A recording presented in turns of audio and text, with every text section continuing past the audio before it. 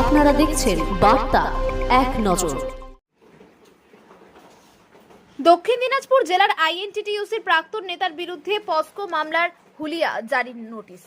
এক নাবালিকাকে নির্যাতনের অভিযোগে আইএনটিটিইউসির প্রাক্তন সহসভাপতি রাকেশ শীলের বিরুদ্ধে জানা গেছে গত 28শে মে অভিযোগ জমা পড়ে। অভিযোগ পেয়ে পুলিশ পস্কো ধারায় মামলা রুজু করে। সেই মামলার ফেরার রাকেশ শীলের নামে হুলিয়া জারি করে আদালত। শুক্রবার হুলিয়া জারির সেই নোটিশ দক্ষিণ দিনাজপুর জেলার সদর শহর বালুরঘাট এলাকার নারায়ণপুর এলাকায় অবস্থিত তার বাড়ির দরজায় সাটিয়ে দেয়। শুধু বাড়িতেই নয়, জনবহুল এলাকা বালুরঘাট বাসস্ট্যান্ডের গেট ও শরৎ সেতু রোডে অবস্থিত ব্যবসা প্রতিষ্ঠানেও সেই নোটিশ পুলিশ লাগিয়ে দিয়েছে।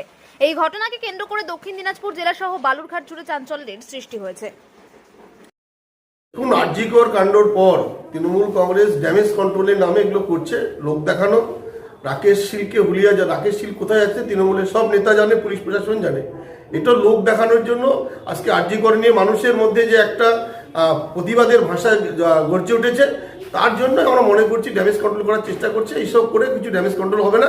রাকেশ শীলকে অ্যারেস্ট করতে গেলে আর তৃণমূল ভালো করে জানে এবং পুলিশ প্রশাসন কোথায় আছে তা জানে, তার জন্য হুলিয়া জারি করা কিছু প্রয়োজন বলে আমাদের মনে হচ্ছে না। পুলিশ তো লাগাতার দেখুন, আজকে এই মোস্তানকে বের করে তারা দায়িত্ব দিয়ে স্বাভাবিকভাবে মানুষ বুঝে গিয়েছে তৃণমূলের এইসব এক নেতাকে, এক মোস্তানকে নিয়ে এসে এখন নেতা বানাচ্ছে, আর এক মোস্তানকে তারা জেলে ঢোকার চেষ্টা করতেছে। আবার দুদিন পরে রাকেশ শীলকে বের করে নিয়ে আসবে, আবার এদেরকে জেলে ঢোকাবে, এটাই তো স্বাভাবিক। দেখুন, আইনের লোক হিসেবে বলছি, যেটা আইন অনুযায়ী আছে সে ব্যবস্থাটা আইন গ্রহণ করেছেন, আদালত গ্রহণ করেছেন। এই সম্পর্কে আমাদের কিছু বলার নেই।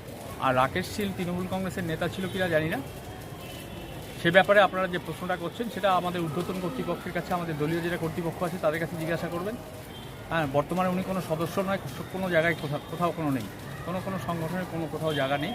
আইনের পথে চলবে। কেউ যদি অপরাধ করে থাকে তার বিরুদ্ধে আইন হবে, আইনত ব্যবস্থা হবে।